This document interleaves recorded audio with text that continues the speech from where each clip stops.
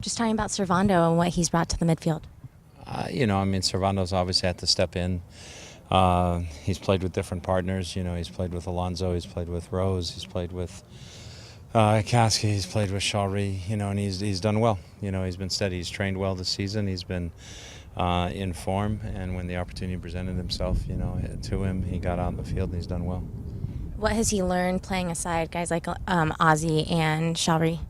I think, obviously, his first year, his rookie year, he was pretty aggressive sometimes going into tackles and would give away some fouls that he didn't need to give away. So he's definitely improved that part of his game in terms of his defensive decision-making, when to really step in solidly. So his positional play defensively has gotten better, and I also think he's done a better job of connecting passes, not thinking, because one of his strengths is he can hit the open ball that changes the point of attack from one side of the field to the other, but not to look for that all the time. With Shawry and Ozzy not available for Saturday, does it change his role at all? No. I mean, his role's been the same. I mean, he's got to be able to adjust and adapt to the partner that he's playing with, and the partner he's playing with has got to adjust and adapt to him. I mean, that's a constant thing. It's different when he plays with when Servando plays with Shawry is different than when he plays with say Rose, which is different than when he plays with Alonso. So it's a constant adjustment. What is the status of Ozzy? Ozzy will be out for the game this weekend. Then we're hoping there's a shot, that he might be back by the 22nd. We'll have to see. There's a slight muscle tear there, so we just have to see how his recovery goes. He generally recovers pretty well. So it'll be, a week-to-week prognosis. But for this weekend, he's definitely out. Do you end up? I know it wasn't the same injury he had before, but do you at all second guess the decision to play him, or do you still feel? No, and he doesn't either. That's something we talked about. It's a different area, different injury. A little bit of it is maybe related to, and for him, preseason training wasn't the best. He missed a little bit due to a little bit of an injury there, and maybe that's just carried over. So having a break right now and being able to rebuild and re-strengthen all that is probably not the worst thing. What did you think of what you saw Brad against Germany? I thought Brad played well. It's something we had talked about, Jurgen and myself, that Brad can play different positions. He said he was going to try him at right back. Wanted to know what I thought. I told him. He said he might even play him at center back. I said I think he can play there if need be as well. But I thought Brad did well. Obviously the team got a good result. Dempsey scored some great goals in that game, and so you get caught up in the euphoria of the game as well. But we'll see if Jurgen comes back with him against Jamaica. But I thought he did himself well. Could he play center mid for this team, or right mid for this team, and right back for the national team? Yeah, you can do that. It's something else we talked about. I think Brad's played for us quite a bit on the flank, where we've used him on the flank, and I think he does well out there. He has good instincts in terms of when to come forward. He crosses a good ball. He gets into the box as a midfielder. But it might be a situation we've used him where we've needed him at times, and we'll continue to do that. And I don't think it's going to affect his national team future. What update can you give on Steve? Maybe these guys asked you, but Steve Zakawani, I guess he said he got hurt last week and he had surgery. Yeah, Zakawani's going to have surgery. We haven't finalized all the details of it. That should be coming in the next 24 hours. We should have the details of where he's going to have the surgery and exactly when. But he definitely needs to have surgery. It's basically a sports hernia type of injury. And so how long does that keep him out? It's 6 to 8 weeks of basically a rehab situation before you can really get back out on the training field. Some guys are ahead of the timeline. Some guys are generally not ahead of the timeline. Steve is usually one who lags behind the timeline a little bit, but we'll all see how he feels after the surgery and how the recovery goes.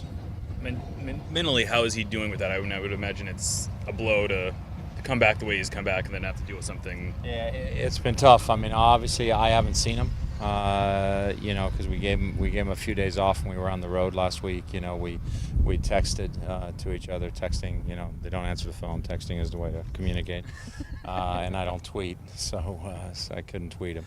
But it's something. It's another thing that he's had to deal with numerous things in his career, and it's another thing he's got to deal with. The red card, any update how much with Ed and Eddie out would it be nice to have an Ova in there on Saturday? Yeah, we're Yeah. yeah. So, Yeah. well, you gonna make the Yeah. announcement, or Yep. does he know? No, Or? he knows. Oh, okay. Yeah. No, getting Oba back is a big plus for us.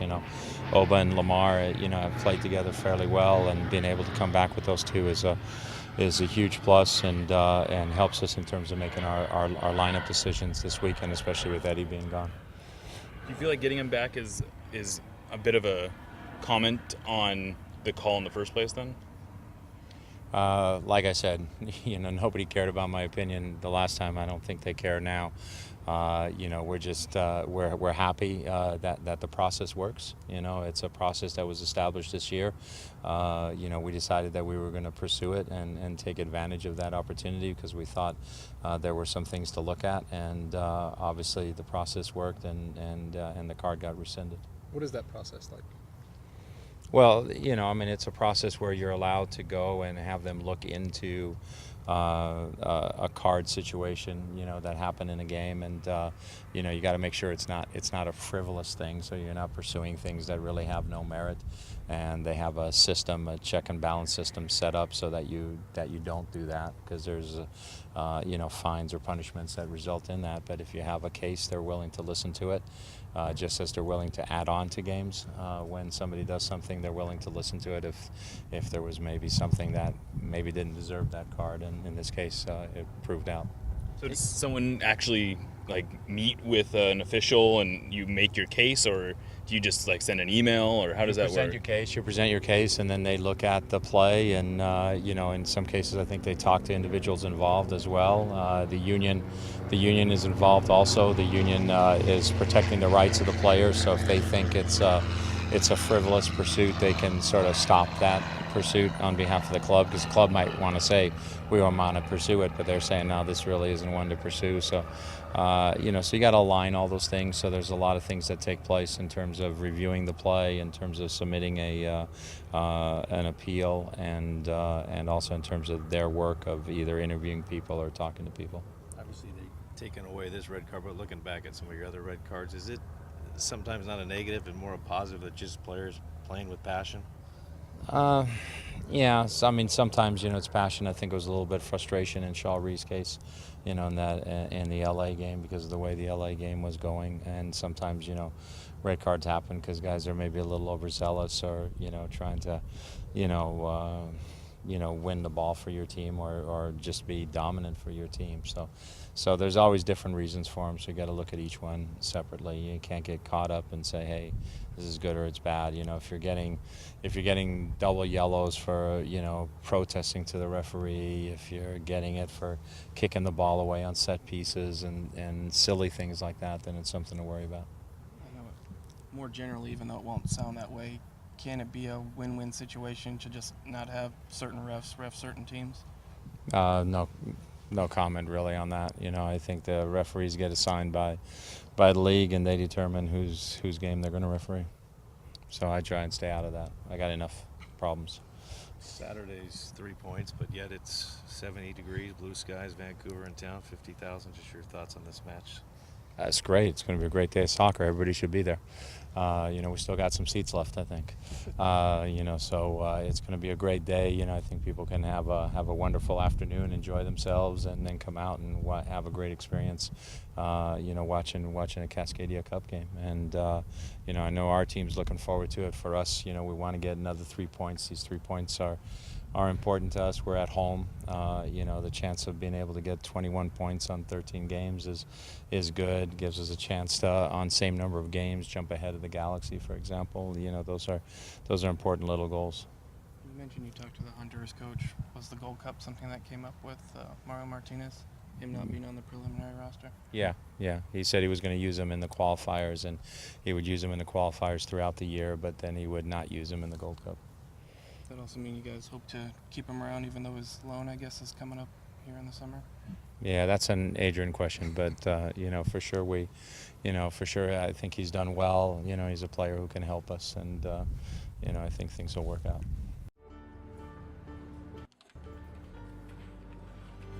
Goal! Give your full 90 with the Sounders FC mobile app, featuring live audio, matchday blog, and much more to keep you connected. Download your app at soundersfc.com/mobile.